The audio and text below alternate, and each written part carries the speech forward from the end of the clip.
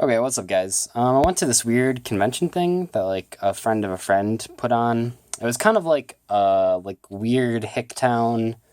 Well, that's probably offensive, but it was just a weird little like sort of Gen Con thing. But anyway, it was like a 14-person like box tournament. And it was pretty funny though, because like top four, we just split two boxes, so like we all got 12 packs, and like it came down to tiebreakers, but it almost was like the four people from Grand Rapids all in top four, but unfortunately, like my friend Austin got fifth, so it wasn't a full sweep. But that would have been really funny because we were the only people from Grand Rapids there. It was like us against the Kalamazoo people. Anyway, that's irrelevant. So we played PK Fire. Um, I do think this version is probably better than the zombie version for now. We'll see what happens when the list comes out. But anyway, I was just using this as like a testing experience. Like I was pretty sure that it was just gonna be like a free box. I was pretty much right. I mean, my only loss was to Ricky, like the other GR person. That happens. Anyway, we were playing 3 boots, 3 gloves, 2 cloak. Yeah, so I cut it down on cloak to 2. Like Jeff was doing this too, because like cloak's like pretty much the worst one in this version, because like it doesn't like do anything. It's only good if you already have like a boots, so like the search doesn't really matter. Like I'd much rather have like the gloves and boots to make a Dante. That's just like better. And I definitely don't think I miss the third one ever. And I don't even know if I want to play 3 of the gloves, because like I sided one out quite a bit. And then we played 3 Scarm, 2 Seer, and then the 1 Graph. So those are like the good BA monsters. And then we played the Farfas to send off with Beatrice. Calcab, this guy, he's really cool. Yeah, like Jeff and I were talking about him, I think after his deck profile or like before it.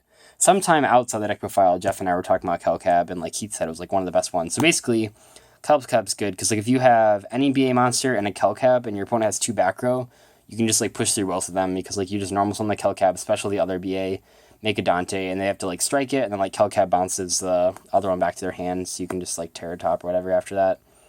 But Calcab is actually just like ridiculous. I'm really glad I played him. And then Barbar, which like, so I was playing Barbar, and then this blank card is an Alec. I haven't had time to like stop at home, and I probably won't for like the next 24 hours. So we're just doing this anyway. But anyway, this was an Alec.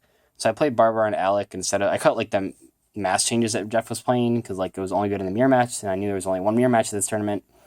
But anyway, I want to play just more BA monsters, because like a lot of times like making Dante is really easy, but like making Dante and then having a BA monster in hand to make the Beatrice isn't always possible. But like it's super critical to have Beatrice. Like there's like one game where my opponent, like I special the Terror Top, and then my opponent like max seed, and I still just like normal summon the Take Tomborg, made a Dante, he drew a card, and then made a Beatrice discarding Scarm, and he drew a card, because like even like making him draw 2, like it doesn't even matter, because like Beatrice is just like that powerful. So anyway, that was my BA lineup. Like the problem is that like you want like BAs for like making Beatrice with, but like there's just like not enough good ones, and like I feel silly like playing a second Calcab. Although like that's probably the only one I would ever want to make 2 of. I don't know, it's whatever.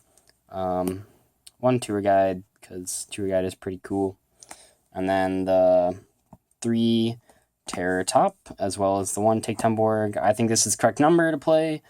I think if you're playing 2 of this, you're like crazy. Like I fucking hate drawing that card. Like yes, I know you can special summon it off of Levier, but like oh my god, I fucking hate. Yeah, it's like this version's cool compared to like the regular Phantomite build, because like the only card you don't want to draw is like the Take Tomborg, where in the other version you have to draw. You don't want to draw like Blue Layer. You don't want to draw like the Mizuki or the Take Tomborg, but this version only has that one card. Anyway, 3 Twin Twisters. This card's pretty fucking ridiculous. And then a bunch of 1-ofs. I was just kind of like testing stuff. So Rhoda, which is okay, sided out a lot. Foolish, which is like fucking ridiculous. And then I was testing Soul Charge. This card is insane. Like I thought wasn't gonna be good without the zombies, but like it's still good because you can like just play through a bunch of back row with like 4 monsters usually. Like maybe the Terror Top gets through back row.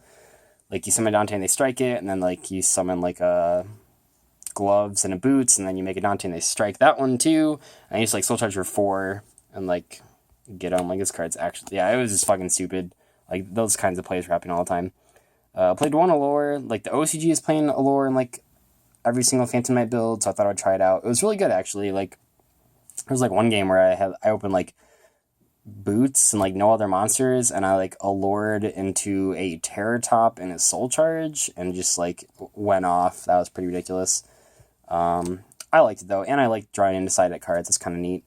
And then one Regeki, which I was thinking about cutting when I cut the Dark Claw, but like it's all right. We have the 3 Fog Blades. I really want to play Wing, but I never want to draw that card ever. So I ended up not playing it. There were like 2 times when it came up where like I wanted to mill it with the gloves, but like I don't think that means it's worth playing, because I have to like consider like some of the times I'm gonna draw it, and like in testing every time I drew the Wing it was actually just awful, so not playing that. 3 Strike, and then 1 Warning. And I played a Bottomless instead of the Wing. I don't know. Bottomless, I think, is really cool, especially in the mirror match, because you can just banish the Beatrice, which is like really, really good, because then they don't get the special summon token. So for the extra deck, we have 3 Break Sword. I definitely never made 3. I made 2 almost every single game, but I think that the third one comes up enough where like you probably should just play 3 if you're playing like this version. And then 2 Dante.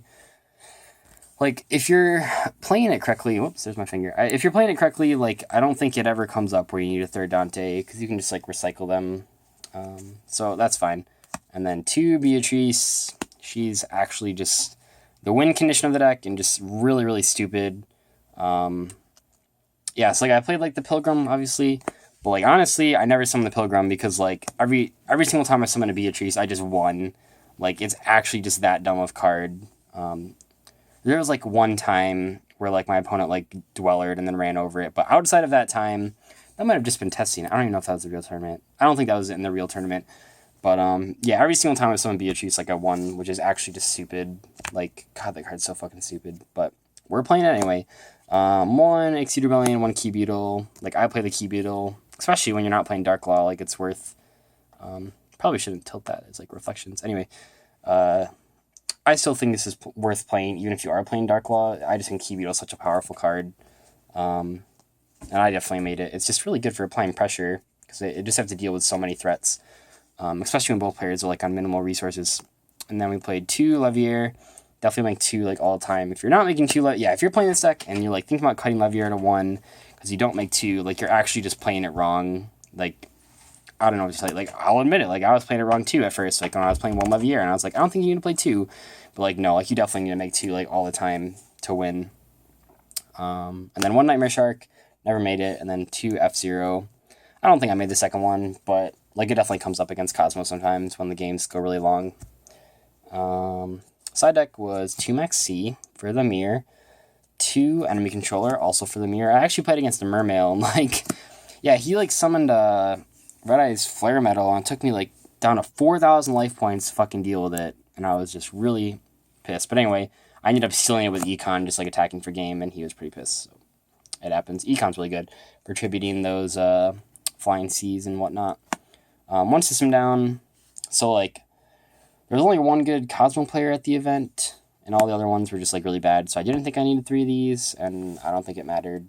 Like, I don't wish I played more of those. 3 Anti-Spell, I hear this card's pretty good. It's alright. It's actually just really, really good. I don't know.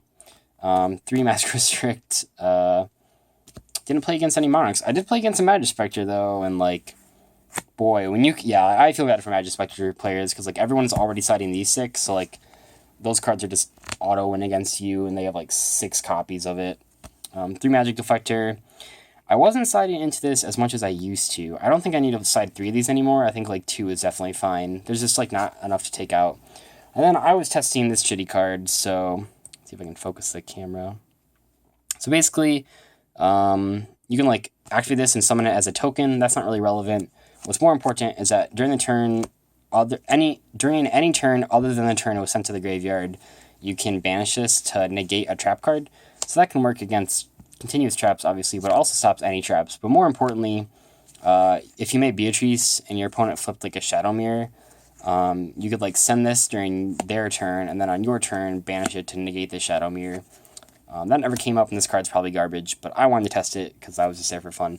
Anyway, that was my deck profile for that small event. It was a lot of fun. Definitely tested some new things. Want to test some more stuff out. Some stuff that the OCG is playing is just really crazy with BA Phantom Knights, so I think I'm going to just try out some new things. But I will see you guys later. Goodbye.